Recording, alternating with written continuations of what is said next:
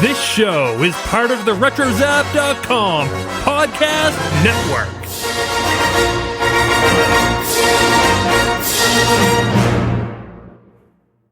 And welcome everybody to episode 29 of the Animaniacast. We made it! Pennsylvania, our homeland. As cartoon characters, we were drawn. Ergo, Mom and Dad must be pencils. So let's get the lead out and find our family tree. Hope that wasn't it.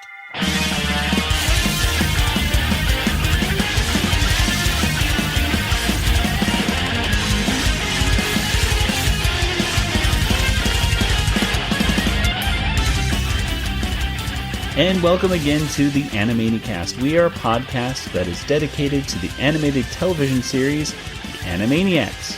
Each and every week we revisit another episode of the series and we discuss the cultural references and the gags, and we share our memories of what it was to first see the episode and what we think about the episode right now. In the end, we give each and every episode a water tower rating. I am Joey, and joining me once again is my brother Nathan. Batteries not included. That's a Spielberg-produced film. Mm-hmm. And across the country is Kelly. Hello. That's an interesting catchphrase this week, Nathan. Batteries not included. Sure. Yeah. He always comes up with the funniest ones, and I can't ever come up with anything. I can't keep up. It's too much pressure, because now Nathan's having to ask online on Twitter and everything for more catchphrases. So I'll just start doing sleep talking ones eventually. Yeah. Well, if you set up a hashtag, right, Nathan? Mm-hmm. What's the hashtag for your catchphrases if people want to submit them? Hashtag Animani catchphrase. Animani catchphrase. So if you can figure out how to spell that, you're halfway there. Yep, that's it's the hardest thing to do. So yeah, you can send Nathan those tweets, and we'll have more contact information at the end of the show. But right now, we're not here to talk about catchphrases. No. We're here to discuss a very funny episode. Yeah, very 'tis the season episode. Exactly. I mean, this time of year when, I think it is a very appropriate one. We're releasing this episode on New Year's Eve of 2016. And 2016 was, in my opinion, a very scary year. Whoa. Lots of scary things happened. A very scary year, so I figure very apropos that we make sure that we talk about a scary episode right here. But a very funny episode as well. What do you guys think? In a few words, what do you say about this episode 29 of Animaniacs? Nathan? It was fun. I enjoyed it. And Kelly? It was very Halloween-y. It was. Now, we start off this episode.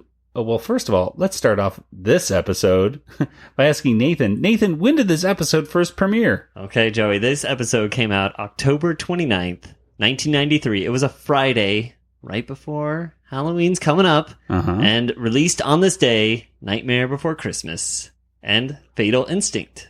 Wow. Nightmare Before Christmas. Yeah, Nightmare Before Christmas is perfect because... So you went to the double feature of Fatal Attraction and Nightmare Before Christmas. Fatal Instinct. Wait a minute. Fatal Instinct. Was that a parody movie? Yeah. No, Fatal. I don't think so. It might have been. It sounds like one of those ones that Leslie Nielsen would be in or something like that. Hang on here. Yeah, Fatal Attraction meets Basic Instinct. Yeah, so I think it's that one with what's his face. The one with what's his face, of course. No, Fatal Instinct, looking it up right now. Fatal Instinct was, yes, you're absolutely right, Kelly. That was I usually am. Yes, Fatal Instinct was the comedy film spoof of the 1980s and 90s. I do remember this one. Suspense thrillers. Its director was Carl Reiner. Hey, that's actually pretty cool. Carl Reiner's a really good director. So it was a pretty cool day for... Even though I remember almost next to nothing of Fatal Instinct. Yeah. But I do... Was it a black and white movie? The pictures are black and white on IMDb right here, but it is not a black and white film. It's just weird. At least I don't think it is. Well, anyway. Nightmare Before Christmas is the true, though. Yes. Yes. Yeah, and I do remember seeing that in the theater. I had a lot of fun seeing that. Anyway. Well, Nathan, and there's also something weird about the way that this was released, right?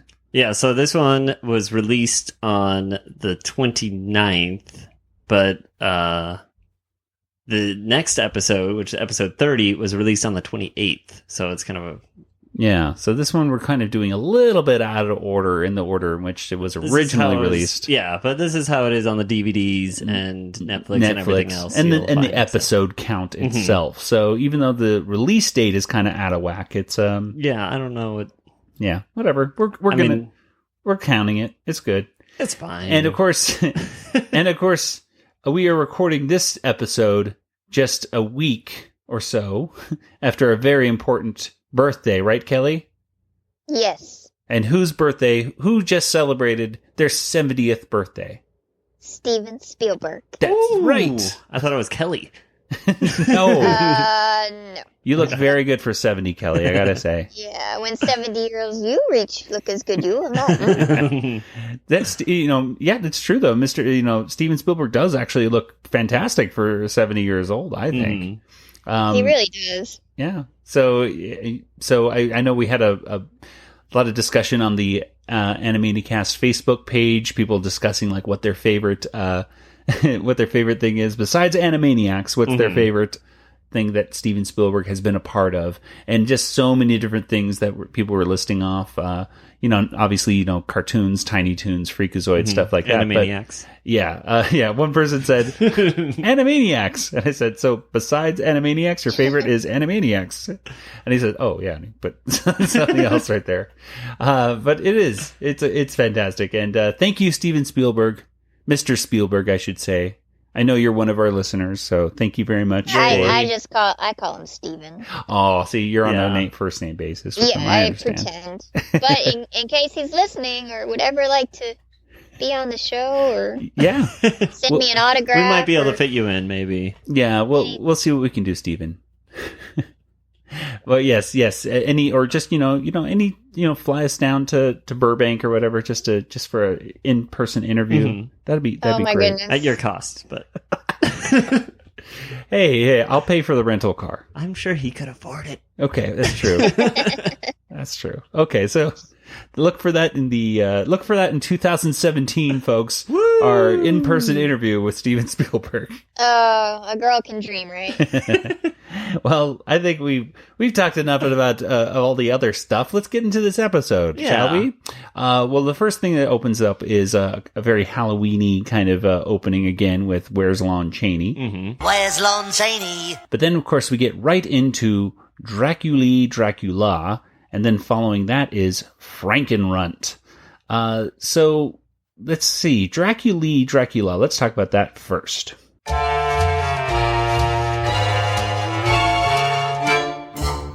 All right. Draculee, Draculaa was written by John P. McCann and directed by Michael Gerard and Byron Vaughns.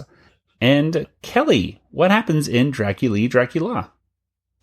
The Warner Brothers and Dot are looking for Pennsylvania.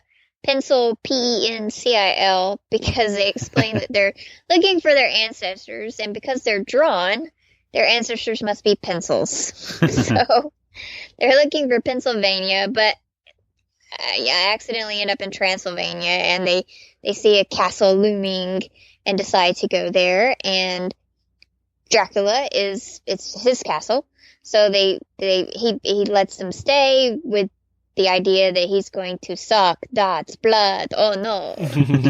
And of course that doesn't happen. They have a slumber party with him, and they annoy him and run around and stick to his cape with Velcro. And yes. Just all sorts of craziness, and really, really annoy Dracula. And they leave with all their blood intact. Yes. And in fact, Dracula's head explodes and the whole castle falls down at the end. So the only thing that does not stay intact is Dracula's castle. But, one could assume that Dracula, being immortal, is probably still alive in there somewhere. And he's mentioned in the next episode, in the next cartoon in the order, so... But also his castle's rebuilt, too. But, yeah, he could have done it. Yeah, maybe. He's magical. I don't know, right? Well, let's go ahead and talk about some of the references and some of our favorite moments of this one, because there's quite a few. First of all, let's talk about Dracula. Kelly, did you see who was voicing Dracula in this one? I did not. And Nathan... Oh, go ahead. no, yes, because you wrote it in the show notes. And that is, Nathan? It's Homer Simpson. Homer Simpson, voiced by Dan Castaneda, right? No, it was just Homer. Oh, okay. Well, no, wait a minute. No, Dan Castaneda. That's how you pronounce it, I believe, right? Mm-hmm. The robot devil. Yes, exactly. That's the voice that I was starting to hear. Ah, ignorant little travelers. It's been many years since any have come willingly to me. You can't just have your characters announce how they feel. That makes me feel angry. Because I didn't look at the show notes or the casting or anything like that. But the second time through, I was like, wait a minute, this guy does sound familiar. And then I heard it, and I was like, oh my gosh, it's Homer. Mm-hmm. And then I could hear, there's one part, he has two big screams that I'm aware of. And the first scream that Dracula has, it just sounds like Homer's high-pitched scream. Mm-hmm. So here it goes. Here's an audio of Dracula. And here's an audio of Homer. But he definitely sounds like the robot devil. Mm-hmm. To me, that the cadence is very similar. It's still different. I mean, it kind of sounded like a mixture of Sideshow Mel and the robot devil to me. Mm-hmm. But that's just me. Well, let's talk about the title as well. Draculee, Draculaa is a parody of the chorus of The Happy Wanderer. And this was actually something that I meant to bring up in an earlier episode, La La La. Oh, okay. Because the judge says, I've had enough of this, falderall. And then they go, faldery, falderall. And, well, this is Draculee, Draculaa. And, Valderie, Valdera. Yeah, so this is how that song goes. Valderie, Valdera, Valdera, Valderie, Valdera, my knapsack on my back. Boom, boom. Wow, you're a good singer, Joey. Thank you. How did you get all those background singers with you? Well, yeah, I have a very good high voice. Oh, okay. As you can hear, I'm the girl. Yeah. Oh, sorry. I just know how to go la la la la. Mm-hmm. So, but yeah. So, anyway, so that's a cool little reference that would most likely go over most people's heads today. Mm. And in fact, the only time I ever heard anyone ever say Draculee or Valderie, not Valderie. What did they just say? Oh, Valderie. Valderie. The Valdera. only time I ever seen somebody say Valderie, Valdera, Valdera was probably in some episodes of Mystery Science Theater when they would just show people. A lot of these old movies have long scenes of people walking around the place. So that's the only other time I remember hearing those words being spoken. So yeah.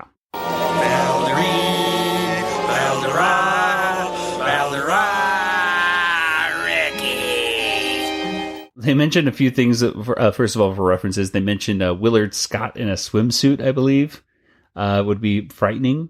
I agree with that assessment that Yakko had right there. Of course, mm-hmm. Willard Scott, I think he's retired right now. They believe he's still around, but Willard Scott for many years he would do the 100, this Abigail so-and-so's 100 years old today. And mm-hmm. In fact, he would still do it just up to like 5 years ago, at least. Like they would have Al Roker doing the weather on the Today Show. And then they would cut to Willard Scott doing something weird and talking about Smucker's Jam. He used to be Ronald McDonald, right? Yes, he was the original Ronald McDonald, I believe. There you go. And, some things are going on, like Wacko's eating at one point, Wacko's eating a rock on the floor and then talking about how hungry he is. Mm-hmm. Very similar to how he was eating rocks in the background in Wally Llama. We saw him eating rocks in that as well. I'm tired. I'm hungry. They mention a reference to Sesame Street. Mm-hmm. Didn't you used to be on Sesame Street? And the Count Von Count which I I always love the Count. Yeah, he was like my favorite, I think. Yeah, if it was just the weirdest guy, because you always wonder, like, wait, is this Muppet actually? Is he a vampire? Really? I mean, what? Like, does he suck other Muppets' blood? He wasn't usually around other Muppets. No. He was usually just in his castle with bats, so they kept him at arm's length. And one of the things that really kicked off a lot of gags in this one was Yakko saying, "Oh, that he must be Amish. Don't worry, I'll talk to him because I've seen the movie Witness like two times or something, or 5 times. I've seen that movie. Yeah, have you seen Witness? Yeah. And Kelly, you've seen Witness? Harrison Ford, right? Yes, Harrison Ford. So. I've seen it like I think once a long time ago. Yeah, it was on Netflix recently.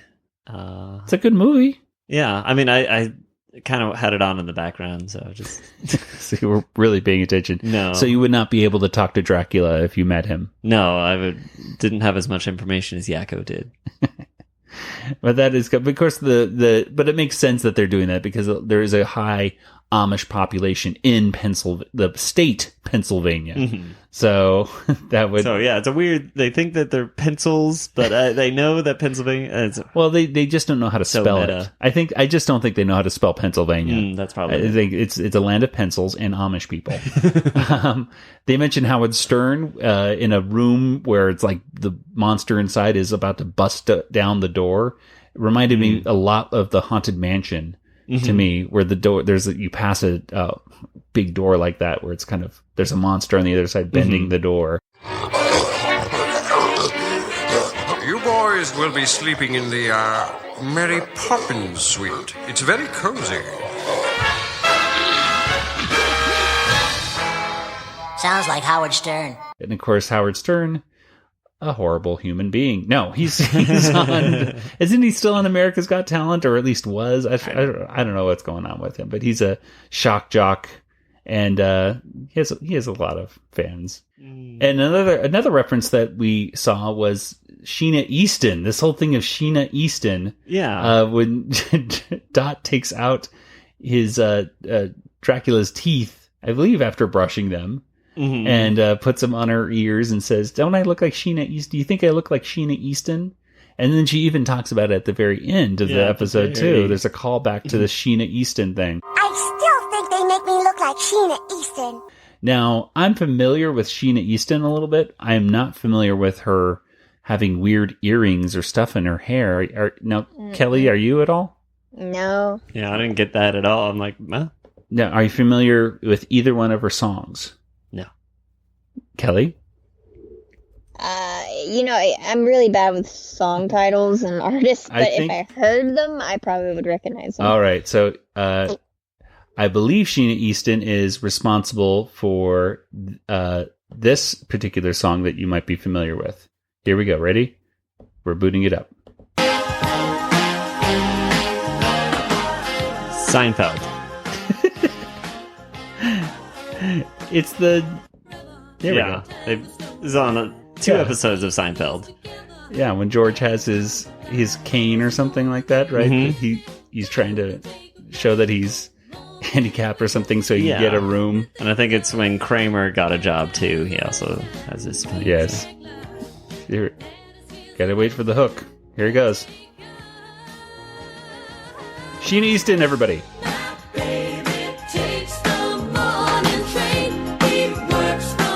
No, we can't play any more than that. We'll have to pay money. Oh, that's true. Anyway, so close, right under the wire. I think we were okay because we were talking over her at the time. Yeah, so I'm pretty sure.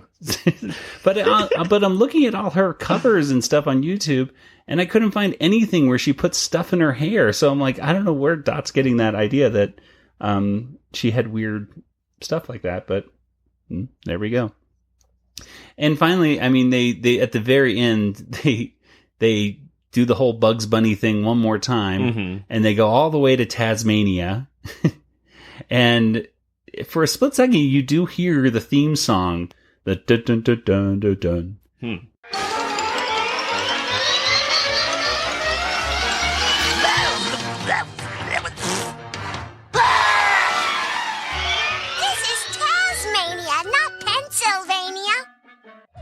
welcome to Atlantis way, under, down, under. The sky's always yellow in rain or shine. Down in Tasmania, come to Tasmania. When Topsy meets Tubby, they start to spin like a Tasmanian devil and his closest kin. Down in Tasmania, come to Tasmania.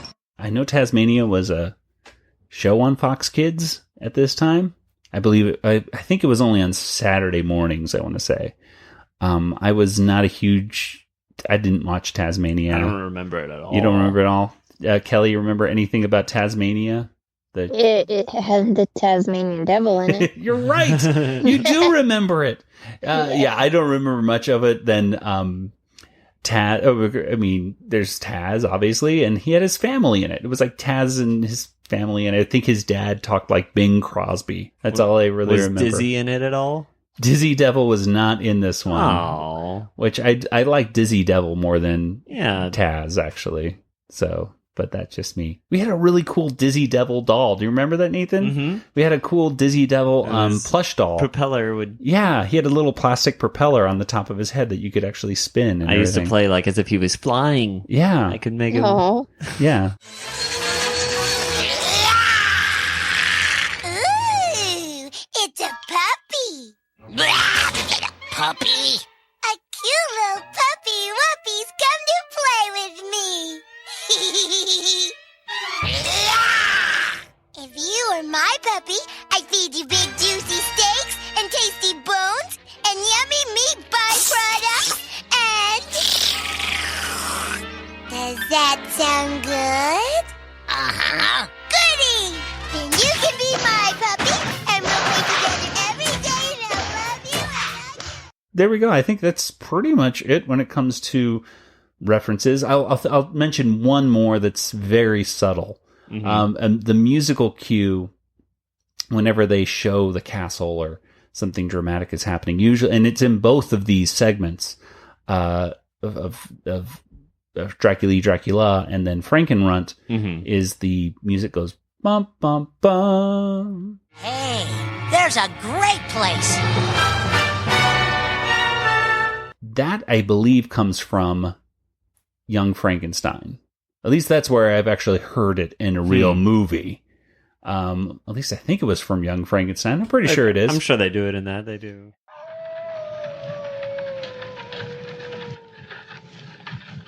Werewolf.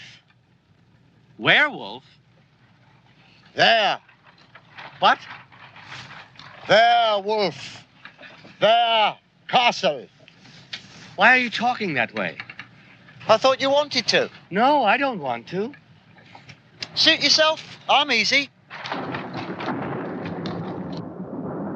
Well, there it is. Home.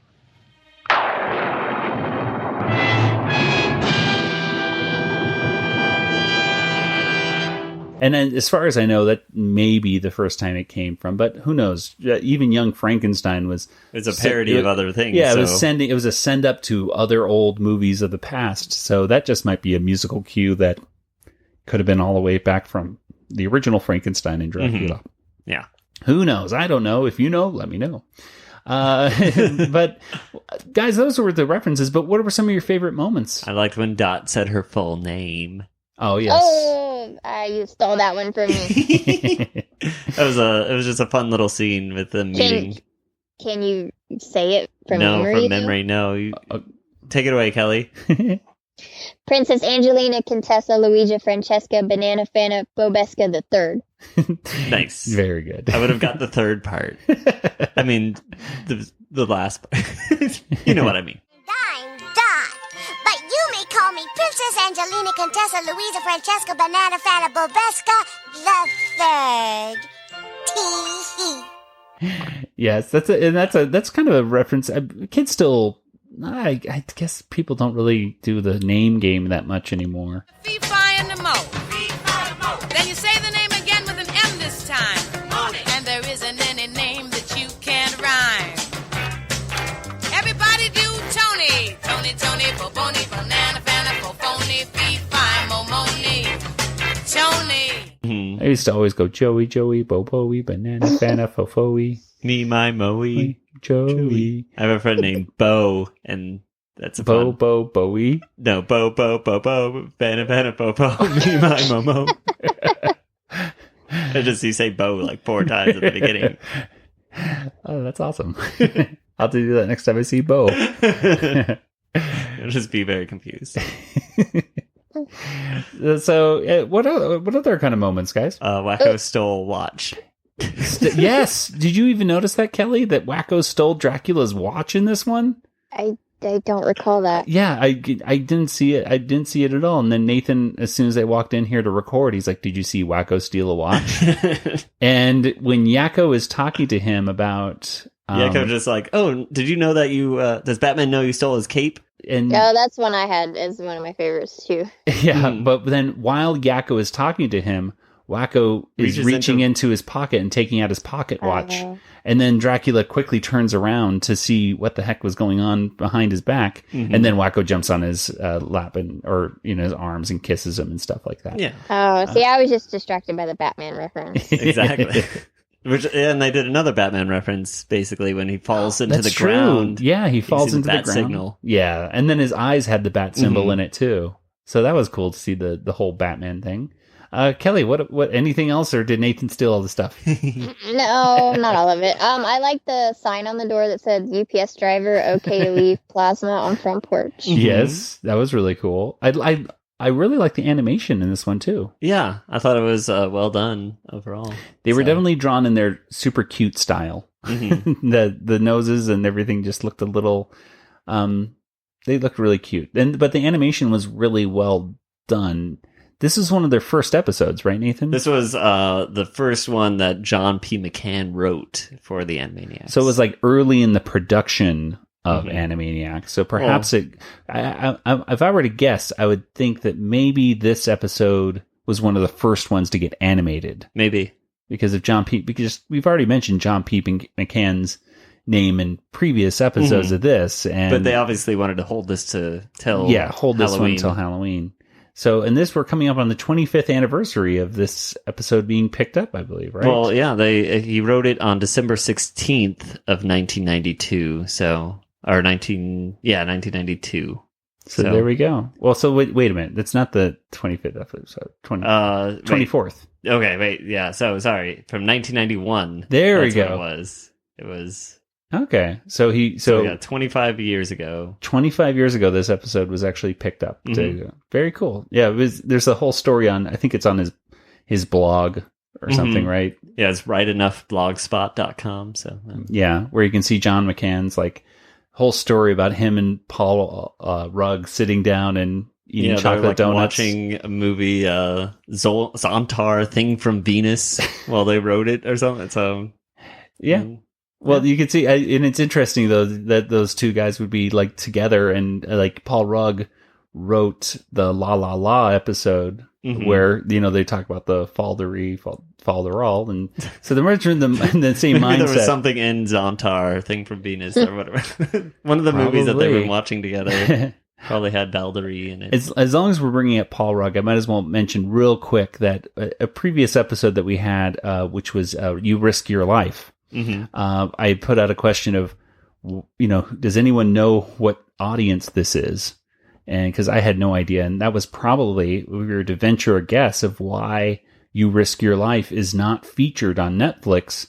It's probably because that stock footage audience is proprietary. It's like it may be owned by somebody else or copyright or this or that. And I asked Paul Rugg about it. I sent him a little thing on Facebook, and he responded that he didn't realize that isn't being shown on Netflix right now. And B, he was kind of shocked because it all came from, as far as he knew, just the Warner archive of stock footage. Like, he didn't pull it from a specific movie and say, I want the audience from this movie. It was just like the Warner archive. And then he says, well, that's a bad sign for Freakazoid if they're going to, of being on Netflix, because if they have a problem with that little bit, then they're going to have a real big problem with Freakazoid, because they were doing cutaways all the time to other movies and TV shows and numerous things. So come on, lawyers at Netflix, loosen up a little bit. Let's get. Or it could be Warner Brothers though too. Yeah, but if it's owned by Warner Brothers and it's all put under the Warner Brothers logo at the end, I don't see what the problem is. But then again, it probably charges more. Own Animaniacs, so because it was also an Amblin production. That's I think it's like a 50-50 thing. If I were to venture a guess, I mean, you can't call them the Warner Brothers and have it not be owned by Warner Brothers in some way. That's probably true. Yeah, but it probably gets really complicated, kind of like the Disney Marvel deal, where parts of it's owned by this company and parts of it here. And... Oh yeah, the Marvel thing is just insane, and Roger Rabbit as well. Mm-hmm. Like Roger Rabbit is owned by Amblin and Disney. If you look at any piece of Roger Rabbit merchandise, it says Amblin/Disney. Or maybe it says Disney/Amblin, because I'm sure that some lawyer said that we have to be number one. We need to be the first one. Yes. So on every merchandise. Yeah. Whenever I'm in Disneyland, I have to try to find, it's like a Easter egg hunt to try to find one piece of Roger Rabbit merchandise, because number one, it keeps you from buying everything. Because it's so rare. Yeah, exactly. But it's a rare thing to find. There you go. So lawyers. Conclusion, lawyers. But speaking of other bloodsuckers, what about any last things that we want to mention that we really liked about this cartoon of Draculaa? I liked Dot's room. I thought that was really fun. Right out of a dream of a little girl's dream. Oh, yes. Let me guess. Satan? Nice decorating. Let me guess. Satan? I think it was a little bit of a nod to Church Lady. I was about to say, could it be Satan? Well, who would you do that with, huh? Satan? So yeah, it was cute though. I was surprised. I liked Draculaa as much as I did. I'm pretty sure I think they probably played this one way too much as a kid. And especially in some of these gaps of time where you run home to see Animaniacs and it was this episode again. And you're like, I've already seen this before. I've already seen it a couple times. I don't want to watch it again. This one seemed to get replayed a lot. Now, after a few years of watching it, since I watch it and I go, wow, it's a really funny episode. This has a lot of good gags. The writing is really great. Yeah, the energy is really good. Nods to classic Warner Brothers. Their classic tropes or whatever. Like, I'm cute, I eat a lot, and I yak a lot. Yeah, exactly. Yeah, and now let me ask you guys: do you think that they play dumb in this one with Dracula? Mm-hmm. Do you really think that they didn't know that he could be harmed by sunlight and all that kind of stuff? Or no, they definitely knew because they had the script. They had the script? Yeah, they knew the plot at the very beginning. Oh, that's right. We're not that stupid. We just know the plot.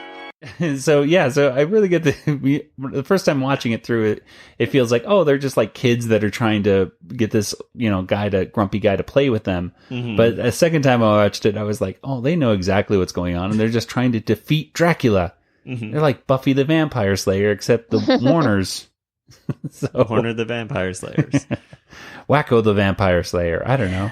Speaking of Wacko, he didn't really speak that much in this one. No. He only had a couple lines. It was Yakko and Dot. I was glad to see Dot have a lot of lines, because Dot sometimes gets overshadowed by Yakko in a lot of these. Mm-hmm. But Dot had a lot of good moments in this as well. So overall, really cool episode. Yeah.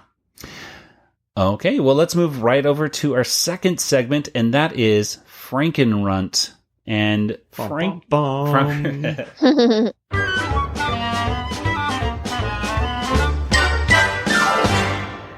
Okay, let me pull up my notes here so I can say who said what. John P. McCann. Sorry, hang on.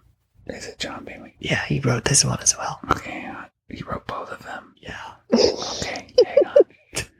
I don't want to say it. Directed by Michael Gerard. Okay, I'm going to edit this part out.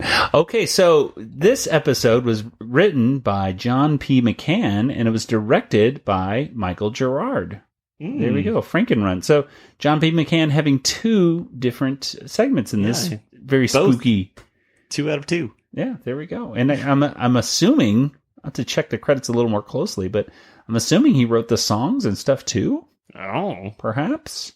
There's some cool Rita and Runt songs in this, but Nathan, what happens in Phranken-Runt? Well, this is a Rita and Runt cartoon. They just left from Dracula's castle, like we had, and now they're heading over to Dr. Frankenstein, where she needs, this is a female doctor, she needs Runt's brain to put into her dog so she can take over city, villages, and then the world, I guess. But things go awry, and Rita and Runt escape. And there's some songs in there, too. There's a lot of songs in it. Yes. It's kind of like a very 1950s-ish kind of style. Yeah, it kind of reminded me of like jump to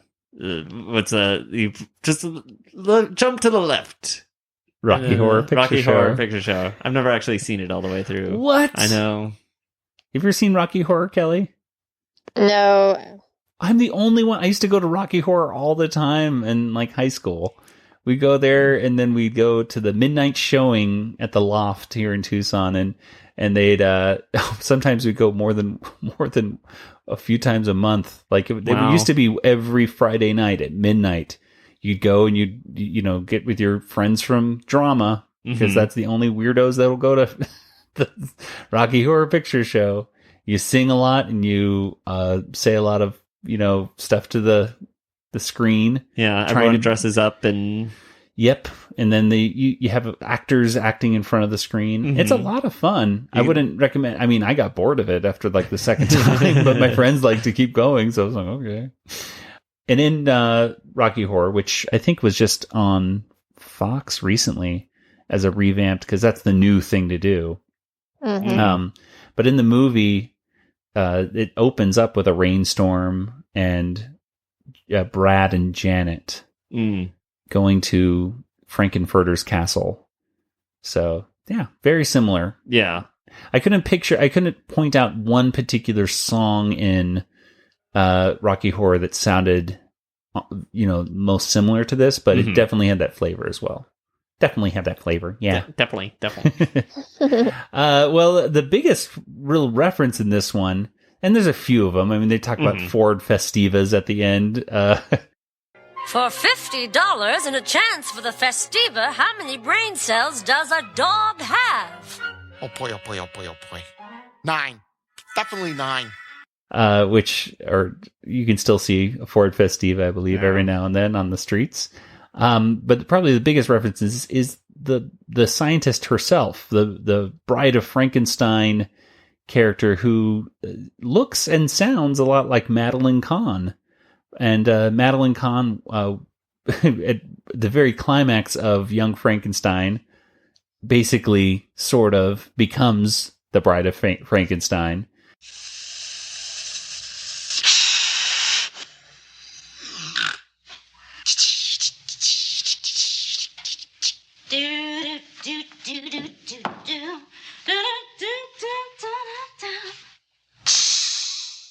And she sounds like Lily Van Stoop from Blazing Saddles. It's true. But she also sounds like Madeline Kahn in An American Tail. Oh, that's true. She was that little mouse. Oh, yeah. Thing. She said, "We leased the secret weapon."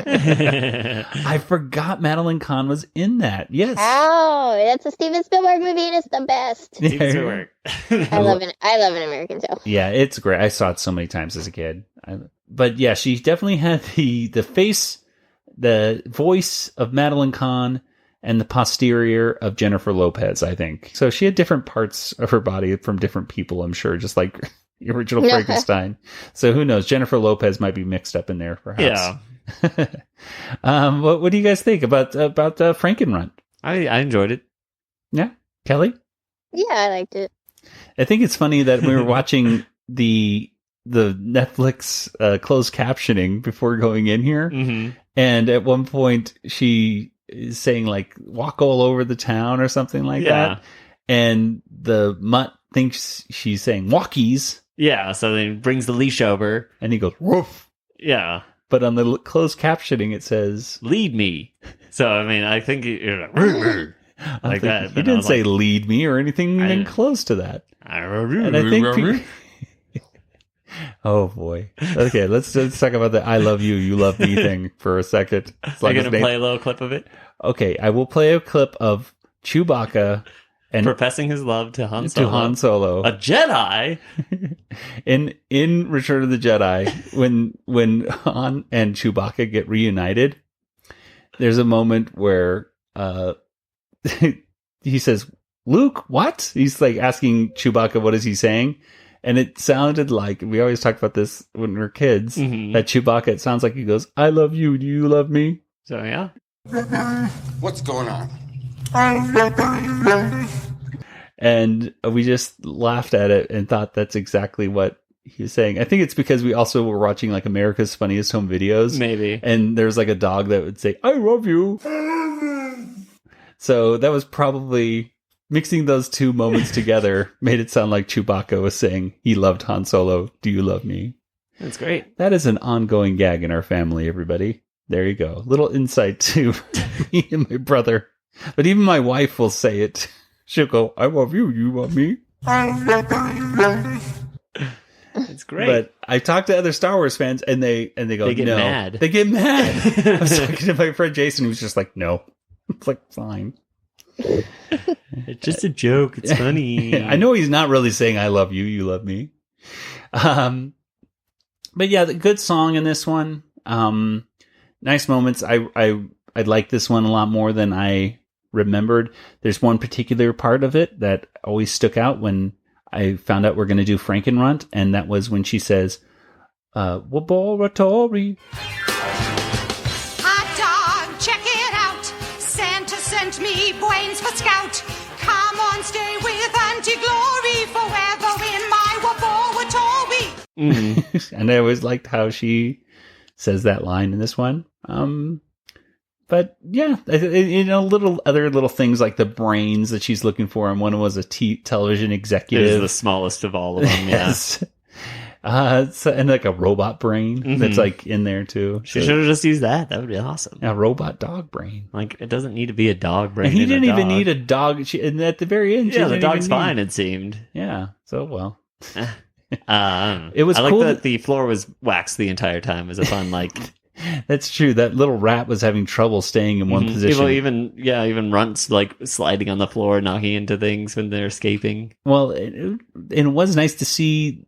Rita at one point says, "Oh, big surprise! Runt's in trouble again." And I thought to myself, "You're the one that's usually in trouble, Rita." At least. I mean, in the she was going to get her turned into a fiddle or whatever, right? And then she was going to get thrown into like a sacrificial pit. Yeah, the first time they were in the pound, and they were both kind of in trouble that time. But Runt saved her from that too, pretty much, right? Rita, come on, she's. I could see her as being a confident cat that just like is a know-it. She does kind of a know-it-all, like "you follow me, kid," and all that. But kind of like a very mice and men kind of thing going on with those two. Yeah.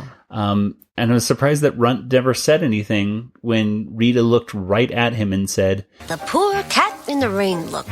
It never fails." Meow. Yeah, just pretend to be a cat, and he's like, "Okay." Well, it looked. I think to me, it didn't look like he wanted him to act like a cat. It was just like, "Look at me, I'm a cat, meow." And I'm like, wait a minute, they totally dumped that whole gag of, "Where's a cat?" Yeah. He just looked at her and said, "Okay, cat." It's like in this episode, he didn't seem to care. He didn't care. He just knew. Well, if it was one that was written earlier, they may not have established that was a running gag. That whole plot line, yeah. So, although that was in the first episode, though, too. But this one was written in the Moon one. In the Moon one, Goodnight Tunes. Oh yeah, but what if this one was written even before that? You see, Could like be. this, if But they can do rewrites too. But oh gosh, it's just This is not Animaniacs' a special edition. no, it won't happen. I hope not. What do you guys say? Any last moments you kind of stuck out? Anything like that? Overall, the songs were fun. They're hummable. Yeah. And Kelly? I like the gravestone during one of the songs, and it says Fido. Spelled all weird. Yeah. Because it reminded me of like one of the graves at the Haunted Mansion. Yeah, and there's another one that I totally missed. It's a long. It just goes. It says here lies a pooch with a brain so small it wasn't any use at all. Oh, there you go. And that's got that Haunted Mansion kind of vibe to it. It too, did, yeah. You know, here lies departed Dave. He chased a bear into a cave. I love the Haunted Mansion gravestones. Mm-hmm. I do too. They're so cool. Okay, well, let's go right into our water tower rating.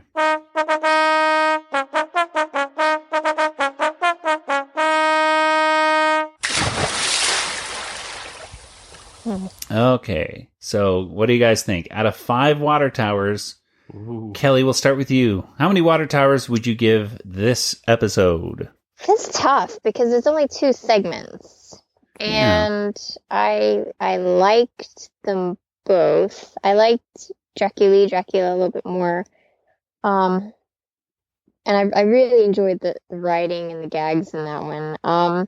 So I'm gonna do 3.5. Okay. Kind of average. All righty. Yeah. And Nathan, what about you? I'm gonna do 4. 4. Why 4? I really enjoyed that Dracula, and the Phranken-Runt was good. All right. Yeah. And if I could give it a 3.75, I would, but I'm not. I'm going to give it a 3.5. Maybe I should round up to 4, but it's a very good episode. It's not one of the all-time best, but it's a good episode. And it's not Wally Llama. Yes, not Wally Llama, but it's definitely one of the better Animaniacs ones, I should say, and a great one, especially if you want to. I think it could go into somebody's Halloween rotation quite easally. You know, around the Halloween Animaniacs episodes. No, of just any episodes in general of Halloween. Like, watch The Great Pumpkin, and then we'll watch this episode. I thought you were like, let me put a compilation of Animaniacs Halloween episodes. I think this one should go in it. That's my consensus. No, I'm just talking about in cartoons in general. So, yes. So, you could put Great Pumpkin, this, and maybe, I don't know, Disney's Halloween Treat or something like that. There we go. That's my Halloween compilation. Okay, well, let's go ahead and wrap things up and get to our contact information. Kelly, where can people go to say hi to you online? They can find me at Twitter, Yoda Princess, or Kelly at BigShinyRobot.com. And Nathan, what about you? Oh, I'm on Twitter. Django FT. That's me. And of course, send those Animani catchphrases. Hashtag Animani catchphrase. And of course, the Animaniacast, you can get in contact with us in general by going to Facebook or Twitter or hey, you know what? We even set up a Google Plus thingamabobber. Weird. An account. I don't like it. I don't know about that Google Plus circle thingamabob. I don't know. But around there as well. Is that still a thing? It's still a thing. Yes. There's a few people on there. Yeah. Did we set up an AOL account too? Yeah. We're working on MySpace. But we're going to be going. So Friendster. Friendster, good. And of course, you can always send us an email, which is animanicast@retrozap.com. And speaking of retrozap.com, we're a proud member of that whole retrozap.com community. So you can head over to retrozap.com to not only hear some other fantastic podcasts, but you can read a lot about different Star Wars stuff going on, different comic book stuff going on, and just nerdy stuff in general. Yeah. Wait, there's Star Wars stuff going on? I know. I heard this other movie. There's this movie called Star Wars, and like there's this thing where they're going to put out a new movie like every year until the end of time, I think, which is awesome. Anyway, so head on over there to retrozap.com for all of that. And I think that pretty much wraps it up for this. Yeah. I'm dead tired. Oh boy. So with that, let's close it up. For the Animanicast, I'm Joey, and for Nathan and Kelly, good night, everybody. Happy New Year.